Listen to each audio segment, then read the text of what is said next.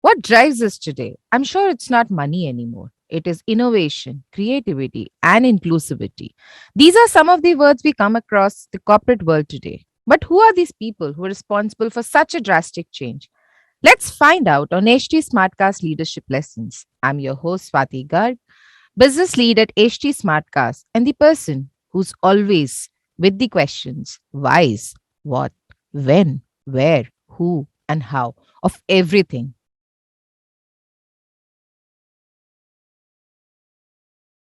Today we have with us Tomas Kellner, the chief storyteller of GE Reports. Thomas will teach us how to tell stories, especially when it comes to business, because by the end of the day, we're just made up of atoms. We're all stories. And so storytelling for us is universal. Welcome to my show, Thomas. Welcome to HT Smartcast Leadership Lessons. We're happy to have you on the show. Thank you so much. Thank you so much for having me. It's a great honor. It's like when I was just going through, it's been 100 years of GE storytelling. So, why such a global high tech industrial company would actually get into storytelling? And how has been the journey of 100 years been for you? If you can just throw some light on that. Stories have been around for thousands of years. That's how we shared information where we still gather around campfires. Before there was literature, before there was science, before there was electricity, before there was the internet, of course.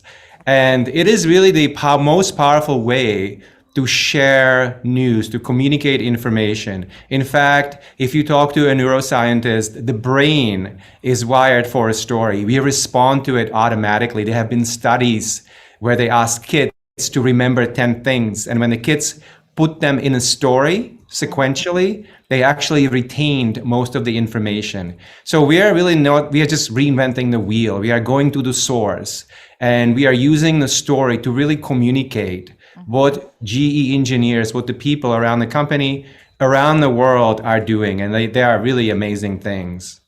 And if we talk about what was the inspiration, I'm sure, because as you said, the storytelling has been existent, from the starting of humanity. So the inspiration, if you have to define for me, what would be the inspiration why the storytelling from G would come through where it's a tech company? So, that's, the beginning is really interesting. And it actually didn't come from the company. It came from a journalist. And he was a gentleman named Chester Lang. He worked at a newspaper in upstate New York State.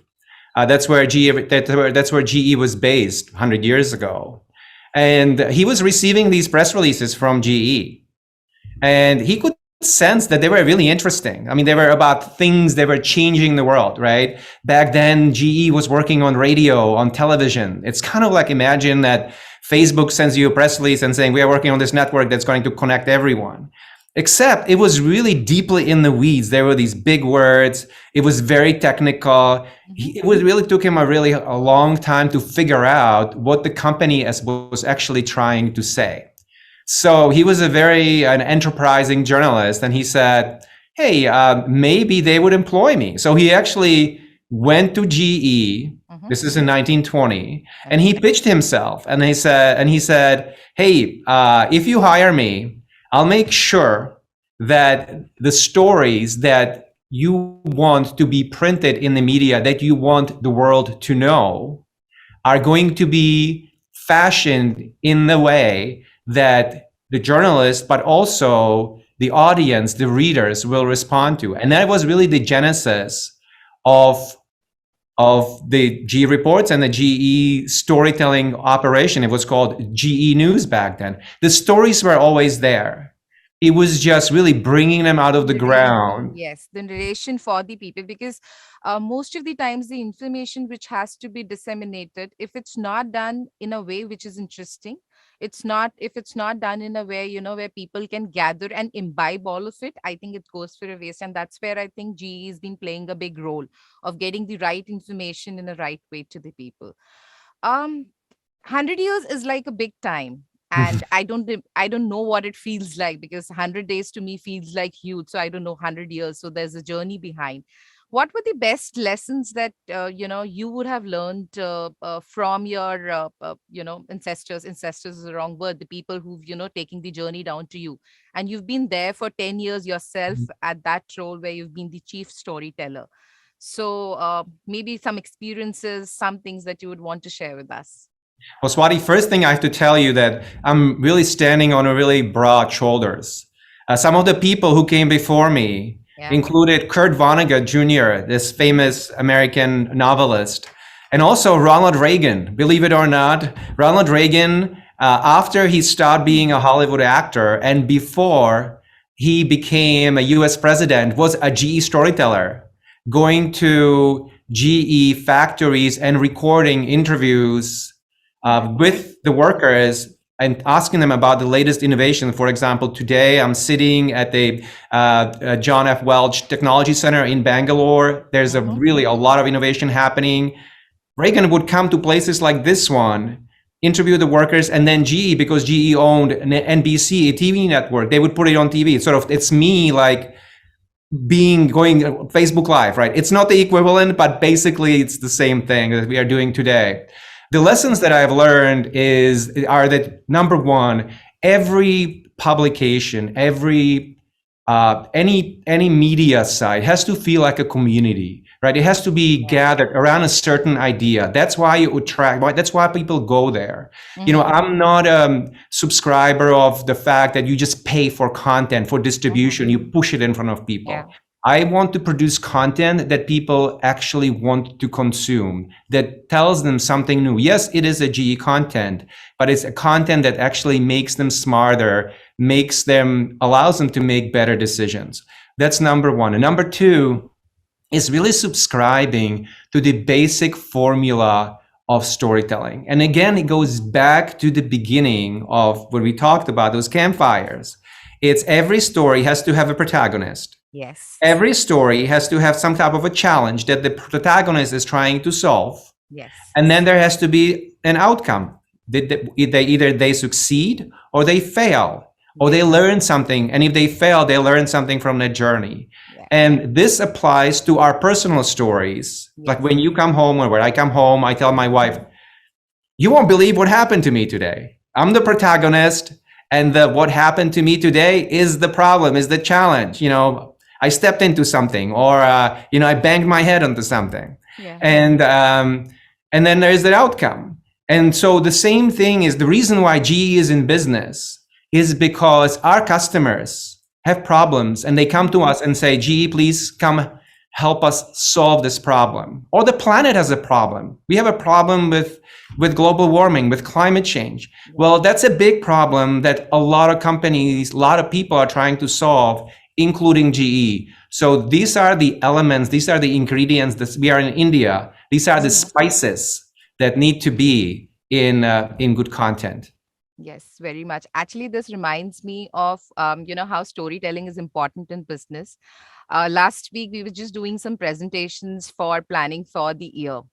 And I was just trying to put some thoughts together as to, how the business would grow and, how to plan up the things. And my boss comes and tells me, Swati, where is the story? You've not really, taken this from the starting till the end. So I can just relate, how to actually. So even to get the right information out to the right kind of people, you got to have a story beginning and an end and kind of weaved it together so that it comes across nice. So I can, totally relate to it, how storytelling is actually changing lives and getting the right information. Interesting. I have been looking at that. Anyways, GE for me is there in anybody's and everybody's life at all times. Everybody has experienced the technologies and the kind of the work GE has been doing. So, what are the different areas which are of interest and the different reports that you've been doing, healthcare, aviation, and the other things? So, what would be those core areas for you? So we are covering all of these businesses, as you mentioned, aviation, healthcare, and energy. Yeah. But what we are trying to do is, yes, there is this illustrious past.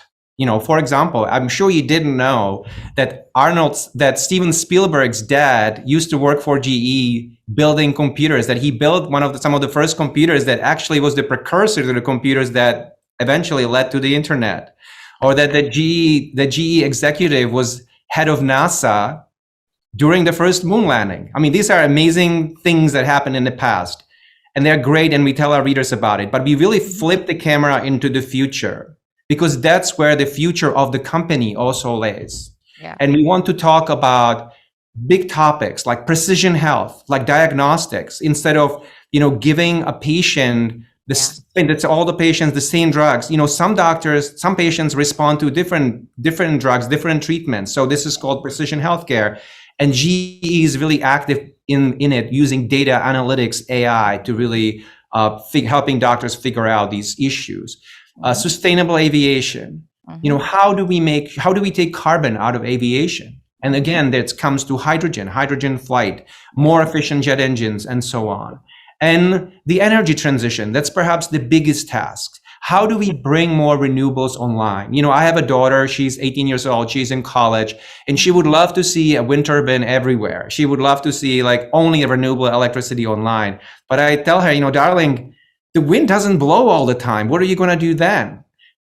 So there are engineers inside GE who are trying to figure out that very problem. How do you bring in renewables like the sun, which doesn't shine at night, as we all know? Yeah. Wind, it doesn't always blow, and make sure that it comes on the grid, and the grid comes renewable, and reduce the emissions, and help us solve that big challenge, the big problem that we need for a story, which is the climate change. Again, very future focused story. And then there is a fourth element of stories, four types of stories that we tell, and that is focusing on the business. So how does GE make money, and how does GE deliver for investors? And that is something that you would probably, read in a business newspaper, in The Economist. Before I came to GE, I spent 8 years as a staff writer at Forbes in New York. See that, yes. So that's the type of stories that are very near and dear to me. In fact, I was just today I had a discussion with a colleague about innovation. And how innovation is not only about delivering better technology, but also delivering value, both for the customer, but also for the company. So out of all the things, actually, when I was also reading, I completely agree. Precision healthcare has been a very big area where you all have been working, and obviously the sustainability, because both the things are something which are important for us all the ways. In fact, just last week, just 15 days back, I was interviewing somebody into biodegradable and bioenergy, where he was trying to conserve energy and create from the waste food. So I think that's an area where a lot of people in their own ways are contributing. Another interesting thing is how younger generation today is a little more aware of energy, renewable energy, and they're trying to give their best to the world. I think at our times, when I was 18, I couldn't have imagined of actually, utilizing these things and reduce the carbon emission. So hats off to the young generation. I mean, Yes. the daughter is, what she's talking is something which even would come to me very handy. Thomas, I've read a lot of reports that you've published, and all of them I can see that you are either writing them, contributing. So I would just want to understand more. What would your role at GE as a storyteller entail? What all would it include? So Swati, we are a very lean organization. We produce a lot of content relatively. We produce about 5 stories a week, 5 to 6 stories a week. We produce videos, and we help other partners produce podcasts as well. But really the role encompasses the publishing part, the storytelling part, but also the publishing part and the strategic part.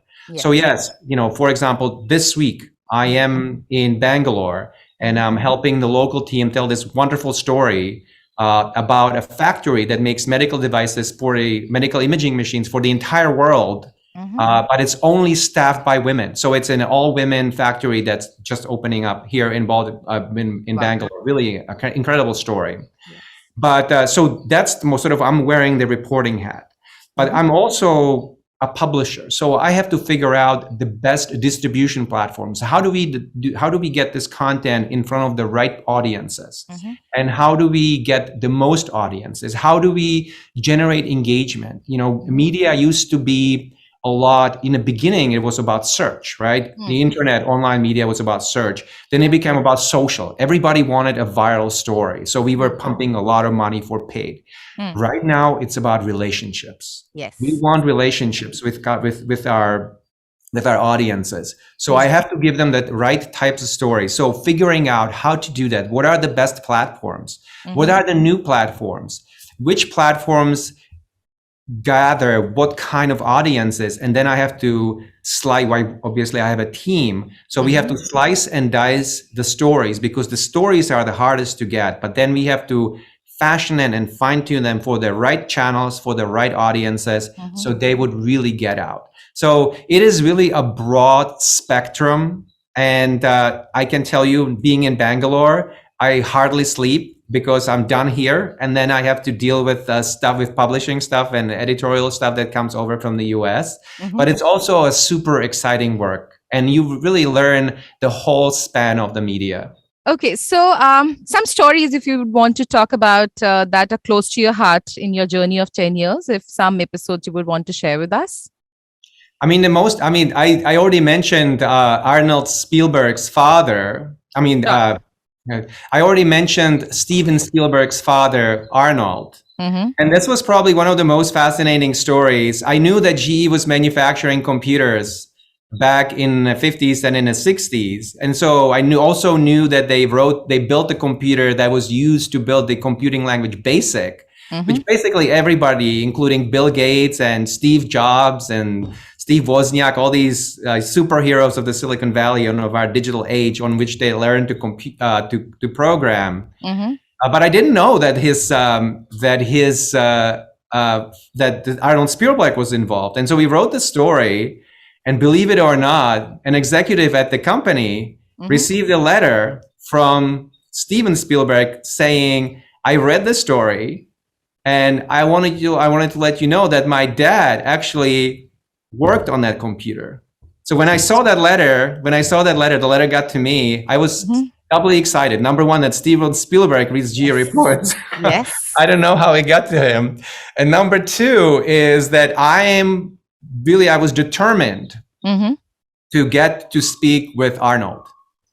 And so we wrote another follow-up of a story, and we interviewed Arnold. Steven Spielberg remembered going to a GE factory where his father worked when he was a boy. So he gave us a quote about sort of what it felt like in the 50s. He said he didn't understand anything, what his dad was working on, these computers, ones and zeros. Obviously, it ended up changing the world. But then we also traveled down to California, and we shot a video interview with Arnold Spielberg. And it was really like walking down the memory lane of the digital age. Yeah. Now, I told you that we tell stories about the future, not about the past primarily. Now, this is obviously a gem from the past.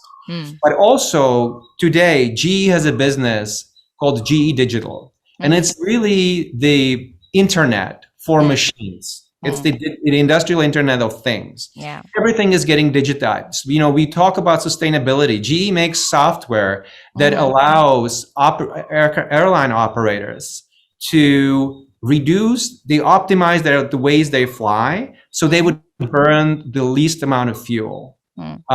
They are optimizing power generation in healthcare. Their software is helping doctors with better diagnostics. So again, yes, we had this really cool story in the past, but we were able to flip it and look at the future. And so this is really this entire this arc of scientific history or engineering history. Those are the stories that really excite me, that I find something really interesting in the past and I'm able to trace it to the present and to the future, or sometimes vice versa. I find something in the present, something that they're working on, and then I realize, hey, we actually worked on that way in the past. I can tell you, if I may, planes are now being made out of carbon fiber composites, basically plastics that are tougher but lighter than steel. Well, guess what? Who came up with the first carbon fiber? Thomas Edison. And the first carbon fibers were in the very first light bulbs. I didn't know that. Yeah. But when I did the history on trying to find out on who invented carbon fiber, I was really surprised that in fact it was the GE founder. So I think that's been the journey. I think earlier you used to kind of publish the reports, and now everything is online. Mhm. And that's how I think digitization has been accepted in GE, the way you're actually delivering the content. And podcasting is again a digital format of delivering to people. Um, if we actually decipher it for the listeners, what would be the first step to telling impactful stories? What would be the first thing when somebody has to think what to deliver? What would be their stepping stone? Learn the field. Learn what you're going to write about. I sit from my position in New York Mm-hmm, inside G Corporate, mm-hmm, but Swati, let me tell you, there are no stories at G Corporate. There are just desks and computers. mm-hmm. The stories are in Bangalore. The stories are in Dubai. The stories are in Greenville, North Carolina, All where over the make world. you have to go there, and Mm-hmm. then you have to spend some time with the people. You have to talk to them. You have to talk to the executives. You have to talk to the workers and find out what are the challenges, the problems that Yeah. you're trying to solve. Why are your customers, basically you ask them, why are you in business? Mm. Make your case for me. Make a pitch for me. And then once you know that, once you understand it, you start to go through the information and try to really fashion a good story. That's number one. Mm-hmm. Number two, focus on quality. Yeah. One high quality story every 2 weeks is better than 10 stories every day. Honestly, people will, the information pipeline, as you know, Mm. you and I are inundated and all of our friends with information. Yeah. But guess what? There's still 24 hours. So Yes. while the amount of information that's coming at us increased 1,000x or whatever the number is, Mm-hmm. we still have the same amount of time, maybe less. Yeah. And so you have to write stories that really truly break through. And the people who when someone sets aside an hour to read, Mm. or watch videos, whatever, consume content, you have to produce content that's good enough that gets into that hour, that people actually pull it in. That's Yes. what I talk about, those relationships. Yeah. People tune out content that's pushed in front of The them attention and span is too pull in less. content. Yeah. Yeah. Yes. Agree. So, I mean, completely agree. The research on anything while even doing the storytelling or anything for that matter that you do, the more in depth you get into something, you're able to get a better content. And obviously, the quality, yes, because you are fighting with the attention span of people where there's so many distractions around. And to get that time out of them, for them to give you when people don't even have an attention span of 1 second, that's what people are just scrolling through their phones. So if you have to get that dedicated 1 hour for them, obviously the content has to be clutter breaking, has to be something which just goes right through their heart and brain. We've been talking about content, Thomas. So, what would your suggestion be to the brands who want to get into authentic storytelling? What are those few things they should keep in mind from creating a story for them? The way I view stories, I Mm-hmm, see stories as transactions, mm-hmm, where the viewer, the mm-hmm, audience, is paying me with their time, and I'm paying them back with a piece of information that they mm-hmm, can use, that they find useful. mm, And that is always the primary element. I am not interested in producing content for content's sake. And it really comes to what I mentioned already when we mm-hmm, discuss quality. So they have to be stories that are truly engaging, but mm-hmm, also these have to be stories that are connected to a certain idea. GE has this purpose statement: mm-hmm, we rise to the challenge to build a world that works. mm-hmm, And I think that every story that we publish, or I strive to make mm, sure that every story that we publish is infused with this idea. And guess what? There are many other people besides GE mm, who are who want to contribute to building a world that works. That's an overarching idea that GE is put on as its creed, as its purpose, mm-hmm, but other people subscribe to it. And this create allows me to create a community with content that really attracts a lot of people. And um, I would really suggest the same thing to other brands. Really, the first thing they should do is to ask themselves, what is your purpose? Mm, Why do you exist? mm. And then go out and try to find the stories, the best stories that really illustrate that purpose. Completely agree. And there's one thing which comes to my mind when I hear this. Most of the times, it's difficult for the content creators to actually differentiate between the purpose and what their interest may be, because a lot of time that line gets blurred. They want to write something which may not be of interest because that's something they feel is right for the brand. That's what they feel should be communicated, but to an audience sitting outside it may not be as interesting. So that balance is something I think which will strive to be a good storytelling for the content creators, which they'll have to walk through. um, how over the years has good storytelling evolved in the market, Thomas? I want to address what you just said because it is super interesting. Mm-hmm. And you're absolutely right. But I think that's what distinguishes a good storyteller. Yes. You take a topic that on its surface Mm-hmm. looks uninteresting, dull, boring, Mm. and you really spice it up. You go in. That's when I'm talking about going in the company, going in where the work happens, Mm.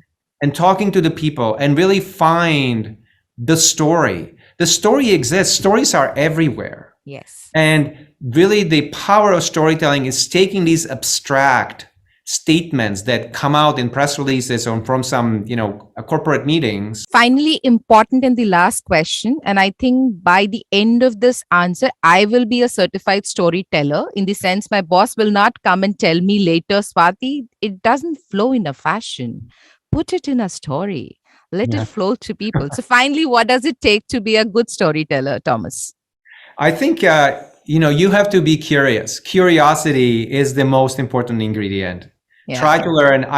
My personal motto is to learn something new every day. So that's what I live Same by. here. So be curious, be willing to learn, and always try to do your best. Always try to do your best. And some of the stories, I've produced many stories that were duds. But you know what? You can always come back. You can always come back. That's also the beauty of the internet and online publishing. That if your story doesn't get any traction and nobody reads it, you can take another stab at it and try it again. And maybe it will work out the next time. That is it for now.